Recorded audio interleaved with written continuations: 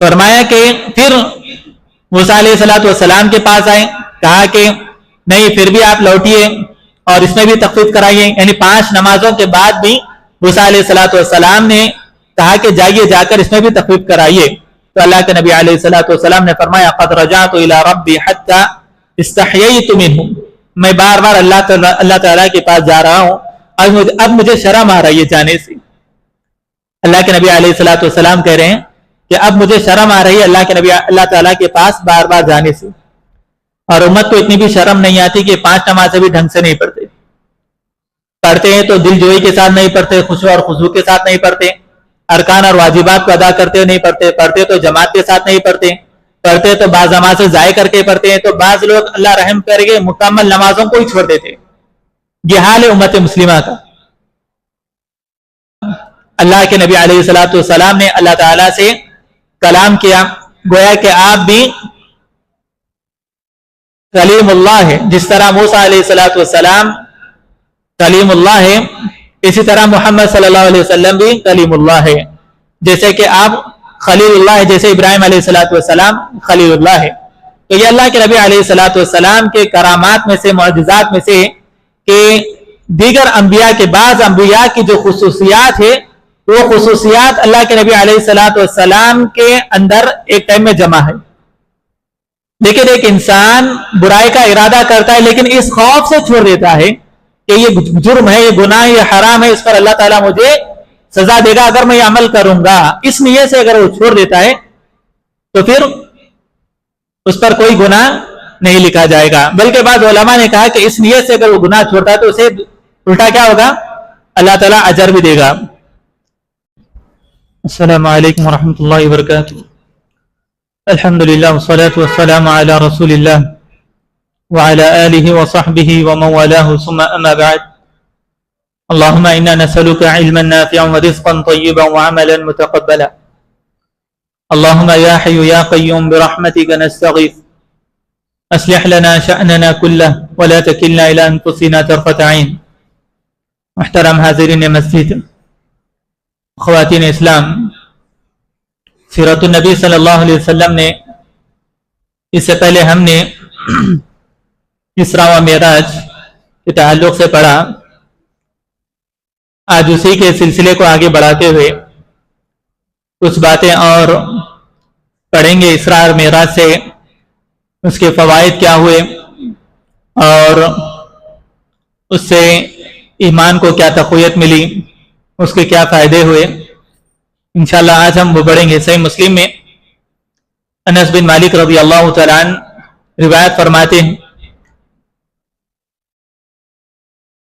جس میں اللہ کے نبی علیہ السلام کو اسراء یعنی بیت المسجد حرام سے, بیت اللہ سے بیت المقدس کی طرف جانے کو اسراء کہا جاتا ہے. اسراء کا اصل معنی رات میں چلنے کے لیے استعمال ہوتا ہے. اور پھر وہاں سے جو اللہ کے نبی علیہ السلام کو 7واں آسمان کا سفر آپ نے طے کیا, 7واں آسمان کی سفر آپ نے طے کی, اسے معراج کہا جاتا ہے. صحیح مسلم میں انس بن مالک رضی اللہ تعالیٰ عنہ فرماتے کہ اللہ کے نبی علیہ السلام کے لیے براق لایا گیا اور براق کی صفت بتلائی گئی کہ وہ خچر سے تھوڑا قد اور گھڑی سے تھوڑا لمبا تھا اور اس کی حد بصر یہ تھی, یعنی اس کی نگاہ جہاں پر جاتی وہاں پر اس کا قدم رہتا. اس پر اللہ کے نبی علیہ السلام سوار ہو کر بیت المقدس گئے اور وہاں پر باندھا جہاں پر انبیاء علیہ السلام اپنے سواری کو باندھا کرتے تھے. اس کے بعد اللہ کے نبی علیہ السلام نے تمام انبیاء کی امامت کی اور پھر جبریل علیہ السلام نے آپ کو 2 چیزیں پیش کی. فرمایا فجاءنی جبریل علیہ السلام بإناء من خمر وإناء من لبن. جبریل علیہ السلام میرے پاس آئے اور آ کر مجھے ایک برتن شراب کا اور ایک برتن مجھے دودھ کا پیش کیا. فاخترت اللبن, تو میں نے دودھ کا برتن اختیار کیا. تو جبریل علیہ الصلوۃ والسلام نے فرمایا اخترت الفطرہ، آپ نے فطرت کو اختیار کیا۔ اس سے یہ بات بھی معلوم ہوئی کہ انسان کے فطرت میں فائدے مند چیز لینا ہے، وہ اچھی چیز کو لیتا ہے اور بری چیز کو چھوڑ دیتا ہے، اس کی فطرت ہے۔ لیکن اگر اس کے انسان برخلاف کرتا ہے، جیسے آج بہت سے مسلمان شراب پیتے ہیں، حالانکہ انہیں معلوم ہے کہ نہ اس کی فطرت انہیں قبول کرتی ہے اور نہ ہی اس میں ان کے لیے فائدہ ہے، تو جو انسان بری چیزوں کو لیتا ہے، چاہے وہ سگریٹ ہو، شراب ہو، گٹکا ہو، یا اور بھی وہ چیزیں جو اس کے صحت پر مؤثر ہوتی ہے، اس کی زندگی میں اثر انداز ہوتی ہے، ایسی چیزیں اگر انسان استعمال کرتا ہے تو گویا کہ وہ اپنی فطرت کے خلاف جا رہا ہے۔ جب اللہ کے نبی علیہ الصلوۃ والسلام کو دودھ اور شراب دونوں پیش کیے گئے تو اللہ کے نبی علیہ الصلوۃ والسلام نے دودھ کو لیا، اور جبریل علیہ الصلوۃ والسلام نے فرمایا کہ اخترت الفطرہ، آپ نے فطرت کو اختیار کیا۔ پھر اللہ کے نبی علیہ الصلوۃ والسلام کو لے کر جبریل علیہ الصلوۃ والسلام آسمانوں میں گئے، اور جیسے ہی پہلے آسمان پر پہنچے، وہاں پر آسمان کے فرشتوں نے آپ سے پوچھا کہ کون ہے؟ کہا کہ میں جبریل ہوں۔ کہا کہ محمد معک، آپ کے ساتھ کون ہے؟ کہا کہ محمد صلی اللہ علیہ وسلم۔ پھر اس کے بعد پہلا آسمان کھولا گیا، اور پھر وہاں پر پہلے آسمان پر آدم علیہ السلام سے ملاقات ہوئی۔ آدم علیہ السلام نے آپ کو مرحبا کہا اور پھر آپ کے لیے دعائیں خیر کی۔ پھر دوسرے آسمان کی طرف چڑھے، دوسرے آسمان پر بھی یہی سوال ہوا، فرشتوں نے سوال کیا، جواب ملا، پھر انہوں نے دروازہ کھولا۔ پھر وہاں پر دوسرے آسمان پر عیسیٰ بن مریم اور یحییٰ بن زکریا علیہ السلام سے ملاقات ہوئی۔ وہاں پر انہوں نے مبارکباد دی اور ان کے لیے خیر کی دعائیں کی۔ پھر تیسرے آسمان پر چڑھے، وہاں پر تیسرے آسمان پر یوسف علیہ السلام سے ملاقات ہوئی۔ یوسف علیہ السلام کے تعلق سے اللہ کے نبی علیہ السلام نے فرمایا قد اعطی شطر الحسن، یعنی یوسف علیہ السلام کو اللہ تعالیٰ نے دنیا کی آدھی خوبصورتی دی تھی۔ اللہ رب العالمین نے یوسف علیہ السلام کو دنیا کی آدھی خوبصورتی دی تھی۔ اگر آپ اس کی حقیقت جاننا چاہتے ہیں تو آپ سورۃ یوسف تفسیر کے ساتھ اس کی تفسیر کے ساتھ پڑھیں تو آپ کو مکمل طور پر یوسف علیہ السلام کی زندگی کے بارے میں معلوم ہوگا۔ انہوں نے بھی مرحبا کہا اور دعائے خیر کیا۔ اس کے بعد اللہ کے نبی علیہ السلام چوتھے آسمان پر گئے۔ چوتھے آسمان پر ادریس علیہ السلام سے ملاقات ہوئی۔ پھر اس کے بعد پانچویں آسمان پر گئے، وہاں پر اللہ کے نبی علیہ السلام سے ہارون علیہ السلام سے ملاقات ہوئی۔ چھٹویں آسمان پر یعنی نبی کریم صلی اللہ علیہ وسلم کی ملاقات موسیٰ علیہ السلام سے ہوئی، اور پھر ساتویں آسمان پر ابراہیم علیہ السلام سے ملاقات ہوئی، جو بیت معمور سے ٹیک لگائے ہوئے تھے۔ اور یہ بیت معمور کیا ہے؟ خود اللہ کے نبی علیہ السلام نے فرمایا اذا هو يدخل كل يوم 70,000 ملك لا يعودون الیہ، یعنی اس بیت معمور میں 70,000 فرشتے داخل ہوتے ہیں عبادت کے لیے، اور پھر جو فرشتے داخل ہو جاتے ہیں پھر دوبارہ جب وہ نکل جائیں تو دوبارہ وہ اس میں داخل نہیں ہو سکتے، یعنی ایک ٹائم میں 70,000 فرشتے اس میں داخل ہوتے ہیں، اور جب وہ نکل جاتے ہیں تو دوبارہ انہیں موقع نہیں ملتا اس میں داخل ہونے کا، کیونکہ اللہ رب العالمین کے فرشتے انگنت ہیں اور ہر وقت اللہ رب العالمین کی عبادت میں لگے ہوئے رہتے ہیں۔ فرمایا کہ پھر اس کے بعد اللہ کے نبی علیہ السلام سدرۃ المنتہا تک گئے اور اس کے اوصاف بتلائے کہ اس کے جو اوراق ہے، اس کے جو پتے ہیں وہ ہاتھی کے کان کی طرح ہیں، اور القلال ایک سمندر ہے، اس کے پھل اس قدر ہے۔ اللہ کے نبی علیہ السلام نے فرمایا، پھر کہا کہ فَفَرَضَ عَلَيَّ 50 صَلَاةً فِي كُلِّ يَوْمٍ وَلَيْلَةٍ، سدرۃ المنتہا کے پاس اللہ کے نبی علیہ السلام کو اللہ تعالیٰ نے جو تحفہ دیا وہ عظیم تحفہ ہے، جس کی شروحات، جس کے فضائل اس سے پہلے کے درس میں گزر چکے ہیں۔ کہا کہ 50 نمازیں اللہ تعالیٰ نے ہم پر مجھ پر فرض کیے. پھر ان نمازوں کو لے کر اللہ کے نبی علیہ الصلوۃ والسلام لوٹے تو چھٹے آسمان پر موسیٰ علیہ الصلوۃ والسلام سے ملاقات ہوئی. موسیٰ علیہ الصلوۃ والسلام نے پوچھا کہ تمہارے رب نے تمہیں کیا دیا ہے؟ کہا کہ 50 نمازیں. 50 نمازیں. کہا ارجع الی ربک فسألہ التخفیف فإن امتک لا یطیقون ذلک. کہا کہ جائیے اور جا کر اپنے رب سے تخفیف کرائیے کیونکہ آپ کی امت اس کو نہیں پڑھ سکتی, اس کی طاقت نہیں رکھتی کہ وہ 50 نمازیں پڑھ سکیں. فإنی قد بلوت بنی اسرائیل وخبرتهم. کیونکہ میں بنی اسرائیل سے آزمایا گیا ہوں اور مجھے اس بات کا اندازہ ہے, تجربہ ہے, کیونکہ بنی اسرائیل اس امت سے زیادہ طاقتور تھی تو وہ اللہ رب العالمین کے ان کم سے کم احکامات کے وہ پابند نہیں تھے, تو آپ کی امت 50 نمازوں کی طاقت یا اس عبادت کو برداشت نہیں کر سکے گی. تو اللہ کے نبی علیہ الصلوۃ والسلام دوبارہ لوٹے اور 5 نمازیں کم ہوئی. اس طرح کئی مرتبہ موسیٰ علیہ الصلوۃ والسلام اور اللہ کے نبی علیہ الصلوۃ والسلام کے درمیان مکالمہ ہوا اور پھر اس کے بعد 5 نمازیں ہو گئی. کہا اللہ تعالیٰ نے یا محمد انہن 5 صلوات کل یوم و لیلۃ.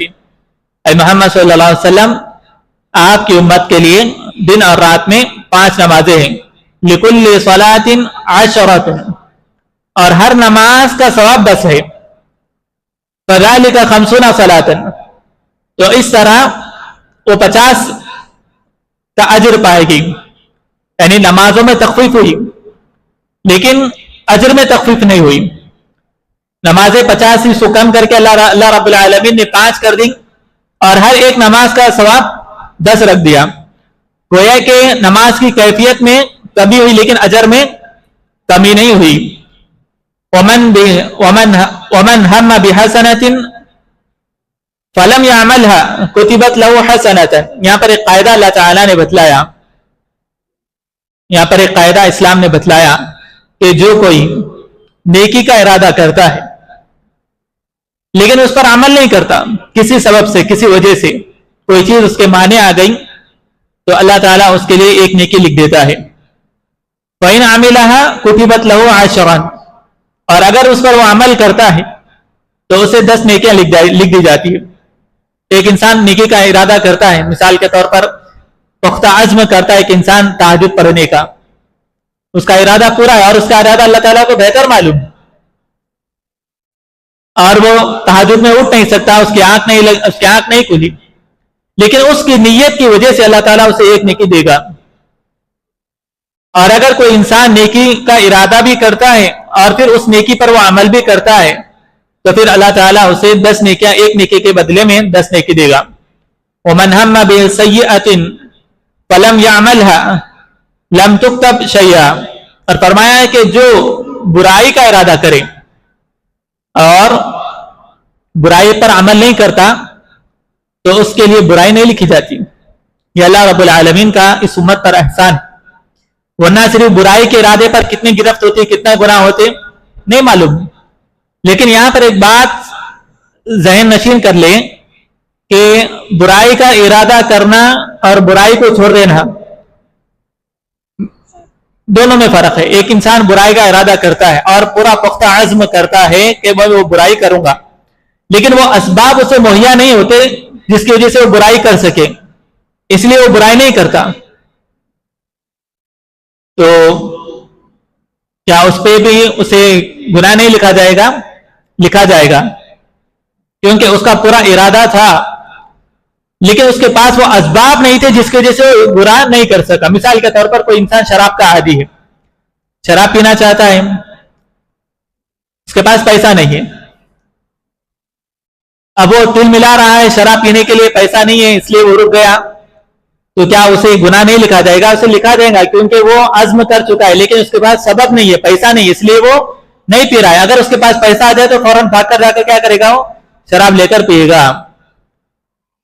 تو ایسے شخص کے ارادے پر اسے گناہ لکھا جائے گا اگرچہ کہ وہ عمل نہ کرے. لیکن ایک انسان برائی کا ارادہ کرتا ہے لیکن اس خوف سے چھوڑ دیتا ہے کہ یہ جرم ہے, یہ گناہ ہے, یہ حرام ہے, اس پر اللہ تعالیٰ مجھے سزا دے گا اگر میں یہ عمل کروں گا, اس نیت سے اگر وہ چھوڑ دیتا ہے تو پھر اس پر کوئی گناہ نہیں لکھا جائے گا. بلکہ بعض علماء نے کہا کہ اس نیت سے اگر وہ گناہ چھوڑتا ہے تو اسے الٹا کیا ہوگا, اللہ تعالیٰ اجر بھی دے گا. فَإِنْ عَمِلَهَا كُتِبَتْ سَيِّئَةً وَاحِدَةً, اور اگر وہ برائی پر عمل کر لیتا ہے اپنے ارادے کے مطابق تو اس پر ایک گناہ لکھ دیا جاتا ہے. تو نیکی کا ارادہ کرنے پر ایک نیکی, اور اس پر عمل کرنے پر 10 نیکیاں. برائی کا ارادہ کرنے پر کوئی گناہ نہیں, لیکن اس پر عمل کر لیں تو ایک گناہ. یہ اللہ رب العالمین کی جانب سے اس امت پر احسان ہے. فرمایا کہ پھر موسیٰ علیہ السلام کے پاس آئے, کہا کہ نہیں پھر بھی آپ لوٹیے اور اس میں بھی تخفیف کرائیے. یعنی 5 نمازوں کے بعد بھی موسیٰ علیہ السلام نے کہا کہ جائیے جا کر اس میں بھی تخفیف کرائیے. تو اللہ کے نبی علیہ السلام نے فرمایا قد رجعت الى ربی حتی استحییت منہ, میں بار بار اللہ تعالیٰ کے پاس جا رہا ہوں, اب مجھے شرم آ رہی ہے جانے سے. اللہ کے نبی علیہ السلام کہہ رہے ہیں کہ اب مجھے شرم آ رہی ہے اللہ تعالیٰ کے پاس بار بار جانے سے. اور امت کو اتنی بھی شرم نہیں آتی کہ 5 نمازیں بھی ڈھنگ سے نہیں پڑھتے ہیں تو دل جوئی کے ساتھ نہیں پڑھتے, خشوع اور خضوع کے ساتھ نہیں پڑھتے, ارکان اور واجبات کو ادا کرتے نہیں پڑھتے تو جماعت کے ساتھ نہیں پڑھتے تو بعض نمازیں ضائع کر کے پڑھتے ہیں. تو بعض لوگ اللہ رحم کر کے مکمل نمازوں کو ہی چھوڑ دیتے. یہ حال ہے امت مسلمہ کا. نسأل اللہ السلامۃ والعافیہ. اب یہاں پر علماء میں ایک اختلاف ہے کہ کیا اللہ کے نبی علیہ السلام نے معراج کی رات میں اپنے رب کو دیکھا یا نہیں دیکھا ہے. ابن عباس رضی اللہ تعالیٰ عنہ سے روایت ہے جو کہ صحیح درجے کی ہے, جسے امام ترمذی اور نسائی نے روایت کیا ہے. انہوں نے کہا کہ رأى ربہ, یعنی اللہ کے نبی علیہ السلام نے اپنے رب کو دیکھا ہے. اور ایک روایت میں خود ابن عباس رضی اللہ تعالیٰ عنہ سے ثابت ہے رآہ بفؤادہ, جسے صحیح مسلم نے روایت کیا ہے. یعنی اللہ کے نبی علیہ السلام نے اپنے رب کو اپنے دل کے آنکھوں سے دیکھا. یہ 2 روایتیں ابن عباس رضی اللہ تعالیٰ سے ثابت ہے. جبکہ صحیحین میں عائشہ رضی اللہ تعالیٰ عنہ فرماتی ہے, وہ انکار کرتی ہے کہ جو کوئی یہ کہے کہ اللہ کے نبی علیہ السلام نے دیکھا ہے, وہ اس کا انکار کرتی ہے. وہ کہتے ہیں کہ یعنی عائشہ رضی اللہ تعالیٰ عنہ اور ابن مسعود رضی اللہ تعالیٰ عنہ فرماتے ہیں انما رأى جبریل, یعنی اللہ کے نبی علیہ السلام نے جبریل علیہ السلام کو دیکھا ہے, نہ کہ اللہ تعالیٰ کو. اور علماء محققین کے راجح قول اور متفق اقوال کے مطابق یہ ہے کہ جو ابن عباس رضی اللہ تعالیٰ عنہ کی جو پہلی روایت ہے کہ اللہ کے نبی علیہ السلام نے اللہ تعالیٰ کو دیکھا ہے, یہ عام روایت ہے. اور ایک جو روایت ہے رآہ بفؤادہ, یعنی دل کے آنکھوں سے دیکھا ہے, یہ مقید ہے. تو علماء کا یہ قاعدہ ہے کہ ایک عام روایت کو مقید روایت پر ترجیح دیں گے. تو اس سے معلوم ہوا کہ اللہ کے نبی علیہ السلام نے معراج میں اللہ رب العالمین کو سر کے آنکھوں سے نہیں بلکہ دل کے آنکھوں سے دیکھا ہے, جیسا کہ تمام صحابہ کا یہی قاعدہ ہے. اور خود عائشہ رضی اللہ تعالیٰ عنہ فرماتی ہے کہ جس نے یہ کہا کہ اللہ کے نبی علیہ السلام نے اللہ تعالیٰ کو معراج کی رات دیکھا ہے تو وہ جھوٹا ہے. تو ابن عباس رضی اللہ تعالیٰ عنہ کی جو روایت ہے دیکھا ہے, تو وہ مقید روایت جو دوسری روایت میں جس میں خود ابن عباس رضی اللہ تعالیٰ عنہ فرماتے ہیں رآہ بفؤادہ, دل کے آنکھوں سے اللہ کے نبی علیہ السلام نے اللہ تعالیٰ کو دیکھا ہے. اسی طرح جب اللہ کے نبی علیہ السلام سے سوال کیا گیا, جس میں عبداللہ بن شقیق ابو ذر رضی اللہ تعالیٰ عنہ سے روایت ہے, انہوں نے پوچھا هل رأيت ربك, کیا آپ نے اپنے رب کو دیکھا؟ قال نور انا اراہ, وہ تو نور ہے, میں اسے کیسے دیکھ سکتا ہوں. اور ایک روایت میں فرمایا رأیت نورا, میں نے نور کو دیکھا ہے. تو راجح قول کے مطابق, صحیح اقوال کے مطابق اللہ کے نبی علیہ السلام نے اپنے سر کے آنکھوں سے اللہ تعالیٰ کو نہیں دیکھا بلکہ دل کے آنکھوں سے دیکھا ہے. اسی طرح وہاں پر اللہ کے نبی علیہ السلام نے اللہ تعالیٰ سے کلام کیا, گویا کہ آپ بھی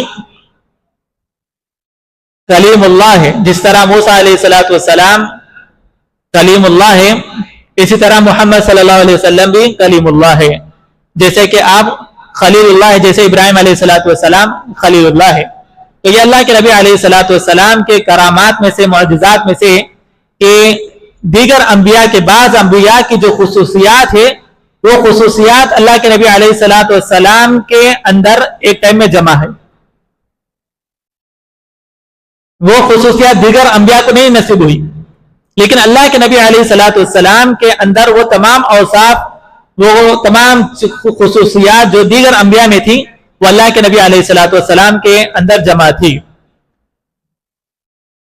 جب اللہ کے نبی علیہ الصلوۃ والسلام نے صبح کی اور جب واپس لوٹ کر آئے تو لوٹ کے آنے کا وقت کیا تھا؟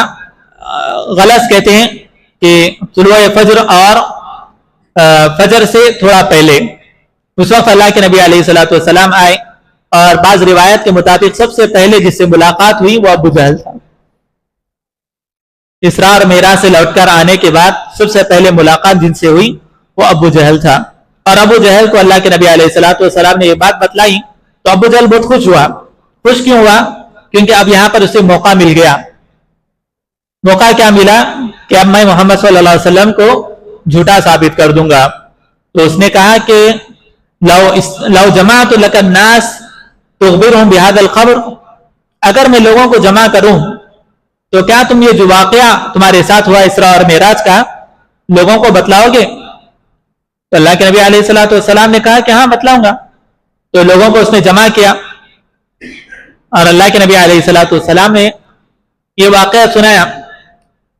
اب یہاں پر لوگوں کی آزمائش تھی۔ اب لوگ کسی چیز کو قبول نہیں کرتے تو کیا کرتے ہیں؟ بعض لوگ اپنے سر کو کھجانا شروع کرتے ہیں، بعض لوگ تعجب سے ادھر ادھر دیکھتے ہیں، یعنی انکار کی الگ الگ علامتیں ہوتی ہیں۔ بعض لوگ اپنے سر پر ہاتھ رکھ لیے کیونکہ وہ قبول نہیں کر رہے تھے، کیونکہ یہ انسان کے بس کی بات نہیں ہے، اللہ رب العالمین کی قدرت ہی ہے جو اللہ کے نبی علیہ الصلوۃ والسلام کے ساتھ پیش آیا۔ اور جو کمزور مسلمان تھے، یعنی جنہوں نے ابھی ابھی اسلام قبول کیا تھا، جن کے دلوں میں اسلام راسخ، ایمان ابھی پیدا نہیں ہوا تھا، وہ لوگ مرتد ہو گئے، اور یہاں تک کہ انہیں بعد میں قتل کیا گیا ان کے ارتداد کی وجہ سے۔ تو فتنے اس قدر ہوتے ہیں، فتنے ایسے ہی ہوتے ہیں، اچھے اچھے لوگوں کو اپنے لپیٹ میں لے کر چلے جاتے ہیں۔ تو بہت سے ایسے لوگ ہیں جو ایمان کا دعویٰ کرتے ہیں، لیکن جیسے فتنے آتے ہیں فوراً ان کے پیر پھسل جاتے ہیں اور وہ فتنے میں مبتلا ہو جاتے ہیں۔ جیسے عائشہ رضی اللہ تعالیٰ عنہ پر زنا کی تہمت کا فتنہ ہوا تو کتنے ایسے مخلص لوگ تھے، وہ وبا اس قدر پھیلی کہ وہ لوگ بھی شک میں آ گئے۔ حسان بن ثابت رضی اللہ تعالیٰ عنہ، جنہوں نے کہا تھا کہ محمد صلی اللہ علیہ وسلم کی عزت کے لیے میری جان، میرے والد کی جان، میرے والد کی والد کی جان قربانی، لیکن حسان بن ثابت رضی اللہ تعالیٰ عنہ اس فتنے میں مبتلا ہو گئے، یعنی وہ بھی شک میں پڑ گئے تھے کہ عائشہ رضی اللہ تعالیٰ عنہ ایسا کر سکتی ہے، بلکہ بعد میں ان پر کوڑے لگائے گئے۔ تو مخلص انسان بھی کبھی کیا ہوتا ہے، یہ فتنوں میں آ جاتا ہے۔ تو ایسے فتنوں میں جب وبا پھیل جاتی ہے تو دین پر ثابت قدم رہنا چاہیے، اللہ تعالیٰ سے ان فتنوں، اللہ تعالیٰ سے پناہ طلب کرنا چاہیے ان فتنوں کے معاملے میں، اور ثابت قدمی کے لیے کتاب و سنت کی طرف رجوع کرنا چاہیے، علماء کی طرف رجوع کرنا چاہیے۔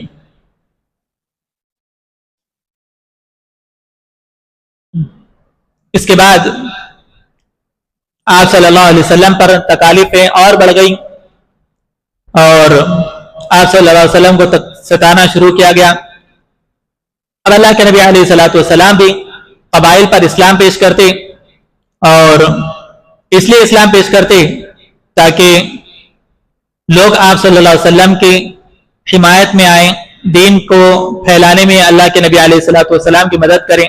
صحیح ترمذی ابو داؤد میں یہ روایت ابن ماجہ میں کہ اللہ کے نبی علیہ الصلوۃ والسلام جو لوگ بھی خانہ کعبہ کو آتے تجارت کی غرض سے یا عبادت کی غرض سے، حج اور عمرے کی غرض سے، تو ان کے لیے کہتے ہیں، ان سے کہتے ہیں من رجل يحملني الى قومي فيمنعوني ابلغ رسالة ربي فإن قريشا قد منعوني ان ابلغ رسالة ربي۔ کون ہے جو شخص مجھے پناہ دے تاکہ میں اپنے رب کا پیغام لوگوں تک پہنچاؤں، کیونکہ قریش نے مجھے میرے رب کا پیغام پہنچانے سے روکے رکھا ہے۔ اس طرح اللہ کے نبی علیہ السلام لوگوں میں دعوتی کام کرتے اور لوگوں کو اسلام کی طرف بلاتے، لیکن اسلام کے دشمن جب یہ بات سنتے تو ابو لہب، اللہ کی لعنت ہو اس پر، وہ لوگوں کو لگا دیتا اور خود بھی لوگوں کے پیچھے جاتا اور کہتا کہ محمد صلی اللہ علیہ وسلم جہاں جہاں جاتے وہاں پر ان کے پیچھے جاتا اور کہتا کہ ہذا محمد مجنون، محمد مجنون ہے، نعوذ باللہ، کاہن ہے، ساحر ہے، اس طرح کی باتیں کر کے لوگوں کو دور کیا کرتا تھا۔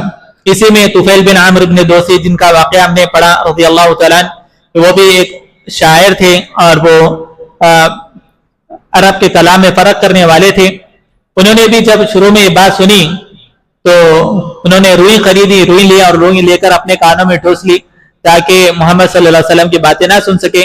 لیکن جیسے ہی وہ تھوڑی دیر کے بعد خانہ کعبہ کے قریب ہوئے تو انہوں نے سوچا کہ میں تو ایک شاعر آدمی ہوں اور میں صحیح بات میں، غلط بات میں اور جادو کی بات میں فرق کر سکتا ہوں۔ جب انہوں نے اللہ کے نبی علیہ السلام کی بات سنی تو اللہ تعالیٰ نے ان کے دل میں اسلام کو گھر کر دیا، انہوں نے اسلام قبول کیا۔ اس کا واقعہ ہم نے اس سے پہلے تفصیلی طور پر پڑھا ہے۔ اسی طرح بعض لوگ اللہ کے نبی علیہ السلام کی بات کو سنتے لیکن انسنی کر دیتے، کوئی آپ کو گالیاں دیتا نعوذ باللہ، کوئی برا بلا کہتا، کوئی آپ کا مذاق اڑاتا، اور بعض لوگ ان میں سے اسلام قبول کیے۔ تو اسے بات معلوم یہ ہوئی کہ اسلام کو قبول کرنے میں ہر کوئی ایک جیسا نہیں ہوتا، کوئی اسلام کو فوراً قبول کرتا ہے، کوئی اسلام کا مذاق اڑاتا ہے، لیکن ایک داعی کو دین پر ثابت قدم رہنا چاہیے۔ صحیح مسلم میں اسی واقعے میں صحیح مسلم میں زماد الازدی رضی اللہ تعالیٰ عنہ، ان کا واقعہ بتلایا گیا ہے، بیان کیا گیا ہے۔ زماد ازدی یہ بھی ایک قوم کے سردار تھے اور یہ راقی تھے، راقی یعنی رقیہ کرنے والے۔ تو لوگوں نے جب ان سے کہا، جب یہ مکہ آئے تب لوگوں نے ان سے کہا کہ محمد مجنون ہے، تو وہ کہتے ہیں یقول فقلت فی نفسی اننی رجل راقی، انہوں نے کہا کہ میں ایک راقی ہوں، یعنی اپنے شہر کا میں ایک راقی ہوں، اور وہ بہت معروف تھے۔ تو کئی لوگوں کا انہوں نے جن چھڑایا۔ وَإِنَّ اللَّهَ شَفَى عَلَيَّ يَدِي عَلَى يَدِي مَنْ شَاءَ، اور اللہ تعالیٰ نے بہت سے لوگوں کو میرے ہاتھ پر شفا دی ہے۔ اور یہ وہ راقی تھے جن کے پاس شرک نہیں تھا۔ تو یہ رقیہ کیسا کرتے تھے؟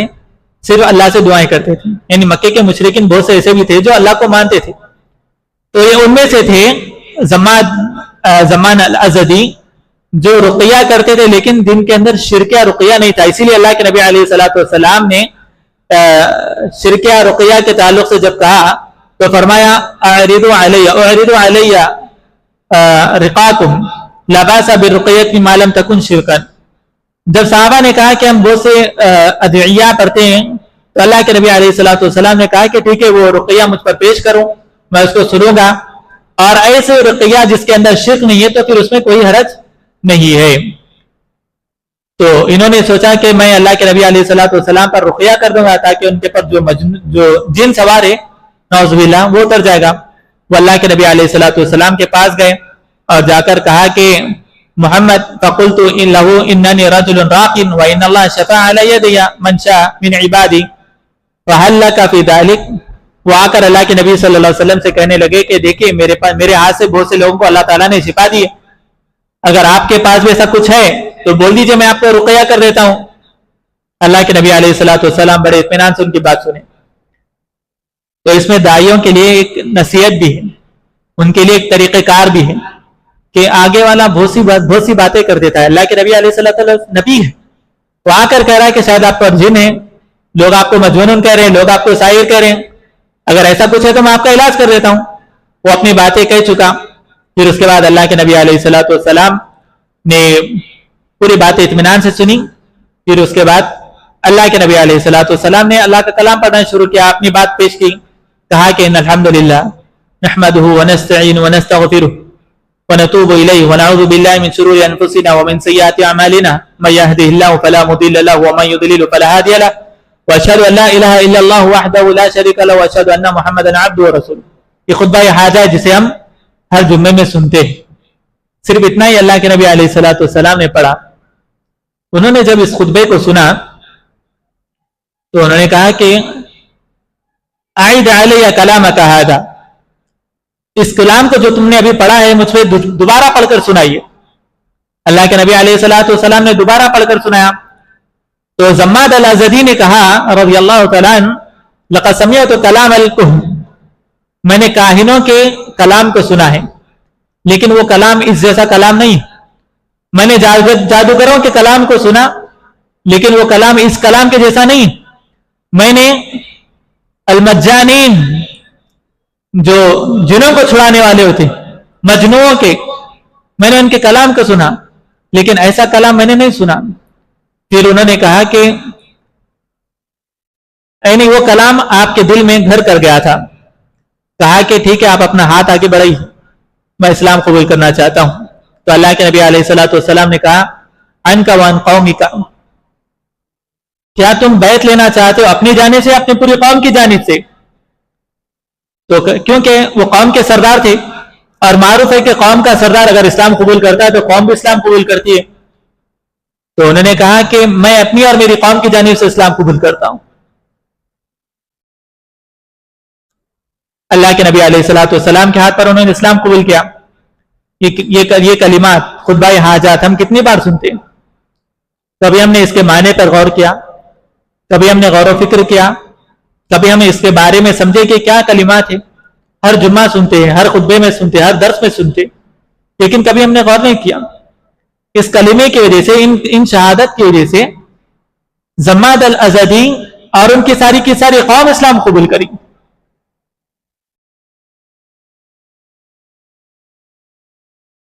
تو اس طرح اللہ تعالیٰ نے بہت سے لوگوں کو اس واقعے کے بعد اللہ تعالیٰ نے ہدایت دی.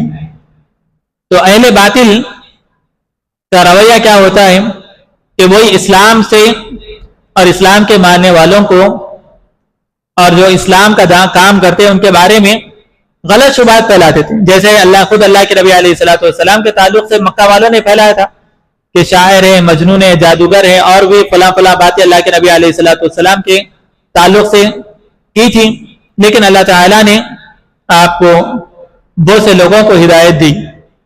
یہاں پر محمد بن عبد الوہاب رحمۃ اللہ علیہ کے تعلق سے عبد الرزاق البدر حفظہ اللہ قصہ بیان کرتے ہیں کہ وہ کسی ملک میں گئے. شیخ عبد الرزاق البدر مدینے کے جو بڑے فقیہ اور محدث ہیں، بڑے عالم ہیں، اکثر ان کے دورے ہوا کرتے ہیں. تو وہ کہتے ہیں کہ میں ایک ملک میں گیا، وہاں پر ہم نے ایک کرائے کی کار لی تو ساتھ میں ایک شخص بیٹھا ہوا تھا. تو باتوں میں محمد بن عبد الوہاب رحمۃ اللہ علیہ کا ذکر آیا. تو اس نے فوراً یہ کہہ دیا کہ محمد بن عبد الوہاب وہ تو اہل بیت کو گالیاں دیتے ہیں، اہل بیت کے بارے میں برا بھلا کہتے ہیں. تو شیخ عبد الرزاق البدر رحمۃ اللہ حفظہ اللہ نے کہا کہ اعوذ باللہ، کیا محمد بن عبد الوہاب اہل بیت کو اور اہل بیت کو گالی دیتے ہیں؟ یہ تو بہت بڑا جرم ہے اور کبیرہ گناہ ہے. پھر انہوں نے کہا کیا تم نے محمد بن عبد الوہاب رحمۃ اللہ علیہ کی کوئی کتاب پڑھی ہے جس میں انہوں نے ایسا لکھا ہے اہل بیت کے تعلق سے یا اہل بیت کے تعلق سے؟ تو اس نے کہا کہ نہیں، میں نے کوئی کتاب نہیں پڑھی. پھر کہا کہ تم اللہ سے ڈرو، اور تم اگر ایسے کہو گے اور لوگوں کے ایسا ان کے بارے میں بات پھیلاؤ گے تو تم قیامت کے دن اللہ کو کیا جواب دو گے؟ تو اس نے پلٹا کر پوچھا کہ کیا واقعی میں محمد بن عبد الوہاب نے اپنی کتاب میں اہل بیت کو کبھی گالی نہیں دی؟ تو انہوں نے پوچھا کہ تم یہ بات کہہ رہے ہو اور تم مجھے بتلاؤ، الٹا تم مجھ سے سوال کر رہے ہو. پھر کہا کہ میں نے محمد بن عبد الوہاب کی بے شمار کتابیں حفظ کی ہے، پڑھا ہے، اس کی شروحات کی ہے. میں نے کبھی محمد بن عبد الوہاب رحمۃ اللہ علیہ کی کتاب میں اہل بیت کے لیے گالی گلوچ کو نہیں دیکھا، بلکہ وہ ان کے فضائل، ان کے مناقب، ان کے مکانہ، ان کے مکان کو، ان کے مرتبے کو بیان کرتے ہیں. اور پھر مزید آگے بتلایا کہ محمد بن عبد الوہاب کے 7 اولاد ہیں، ان کے 7 بیٹے ہیں، اور 7 بیٹوں میں سے 6 بیٹوں کے نام انہوں نے اہل بیت کے ناموں میں سے رکھا ہے. حسن، حسین، علی، فاطمہ، عبداللہ، ابراہیم، یہ سب اہل بیت میں سے ہیں. اور ان کے نام محمد بن عبد الوہاب رحمۃ اللہ علیہ نے اپنے اولاد کو رکھا ہے، سوائے ایک بیٹے کے جو کہ عبدالعزیز ہے. اور عبدالعزیز اہل بیت میں سے نہیں ہے، یعنی ان کے ناموں میں سے نہیں ہے. اب بتلائیے کیا جو شخص اہل بیت سے دشمنی کرنے والا، ان کو گالی گلوچ کرنے والا، کیا وہ اپنی اولاد کے ان کے ناموں میں سے نام رکھے گا؟ اس نے کہا کہ نہیں. تو اس طرح لوگ جو حق پر رہتے ہیں، جو کتاب و سنت کا کام کرتے ہیں، محمد بن عبد الوہاب رحمۃ اللہ علیہ نے، جنہوں نے پوری سعودی عربیہ مملکہ میں توحید کو پھیلایا، شرک کو ختم کیا، آج ان کے دشمن یہی بات کہہ کر ان سے لوگوں کو دور کرتے ہیں. یہ مسلمانوں کو کافر کہتے ہیں، مسلمانوں کے قتل کا حکم دیتے ہیں، اہل بیت کے دشمن ہیں، یہ وہابی ہے، یہ ہے بول کر اس طرح لوگوں میں پھیلاتے ہیں تاکہ لوگ ان کی کتابیں نہ پڑھ سکیں، تاکہ لوگ ان کی کتابیں نہ پڑھ کر ان کے قریب نہ جا سکیں، ان سے دور ہو سکے. تو اس طرح لوگ حق کے بارے میں پھیلاتے ہیں، لیکن اللہ رب العالمین جو حق ہوتا ہے اس کو واضح کرتا ہے، جو باطل ہوتا ہے اس کا پردہ فاش کرتا ہے. اللہ رب العالمین ہم تمام کو دین پر ثابت قدمی عطا فرمائے، اور پیارے نبی کریم صلی اللہ علیہ وسلم کی سیرت پڑھ کر ہمارے ایمان کو بھی تازہ کرنے کی توفیق عطا فرمائے. اقول قولی ھذا واستغفر اللہ لی ولکم ولسائر المسلمین فاستغفروہ انہ هو الغفور الرحیم. السلام علیکم ورحمۃ اللہ وبرکاتہ.